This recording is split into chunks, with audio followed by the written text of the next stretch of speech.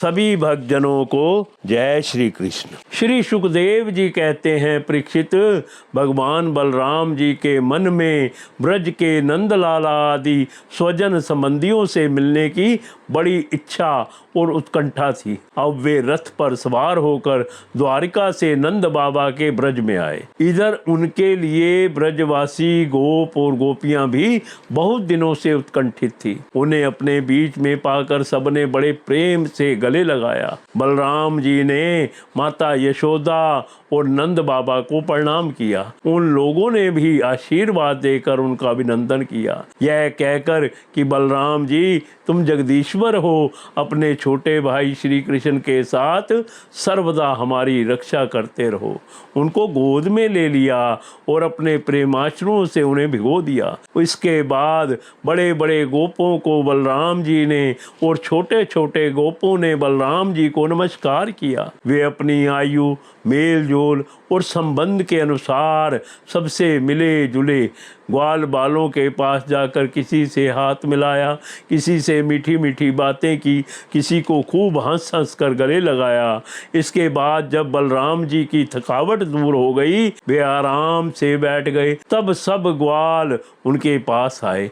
इन ग्वालों ने कमल नयन भगवान श्री कृष्ण के लिए समस्त भोग, स्वर्ग और मोक्ष तक त्याग रखा था। बलराम जी ने जब उनके और उनके घर वालों के संबंध में कुशल प्रश्न किया, तब उन्होंने प्रेम गदगद वाणी से उनसे प्रश्न किया, बलराम जी, वसुदेव जी आदि हमारे सब भाई बंधु सकुशल है ना? अब आप लोग स्त्री पुत्र आदि के साथ रहते हैं, बाल बच्चेदार हो गए हैं, क्या कभी आप लोगों को हमारी याद भी आती है? यह बड़े सौभाग्य की बात है कि पापी कंस को आप लोगों ने मार डाला और अपने स्वद संबंधियों को बड़े कष्ट से बचा लिया। यह भी कम आनंद की बात नहीं है कि आप लोगों ने और भी बहुत से शत्रुओं को मार डाला या जीत लिया और अब अत्यंत सुरक्षित दुर्ग किले में आप लोग निवास करते हैं। परीक्षित,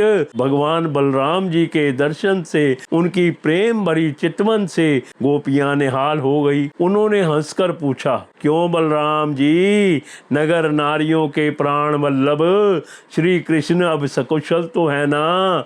क्या कभी उन्हें अपने भाई बंधु और पिता माता की भी याद आती है?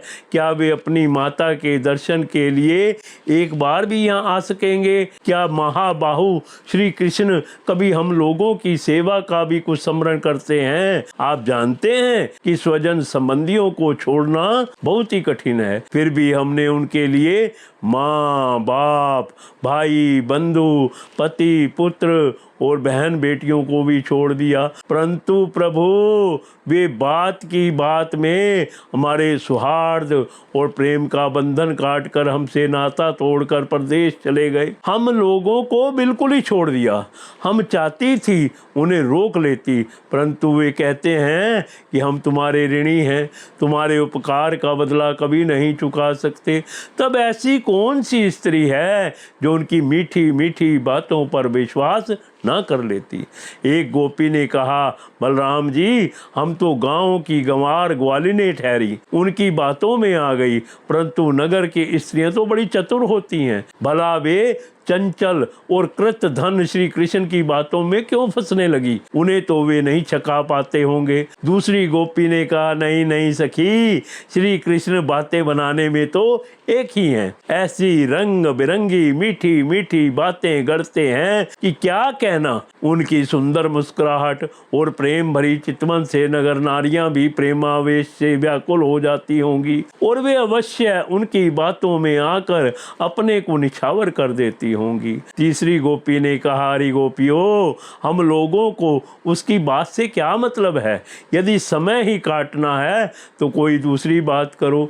यदि उस निष्ठुर का समय हमारे बिना बीत जाता है तो हमारा भी उसकी तरह भले ही दुख से क्यों ना हो कट ही जाएगा। अब गोपियों के भाव नेत्रों के सामने भगवान श्री कृष्ण की हंसी, प्रेम भरी बातें, चार चितवन, अनूठी चाल और प्रेमालिंगन आदि मूर्तिमान होकर नाचने लगे। वे उन बातों की मधुर स्मृति में तन्मय होकर रोने लगी।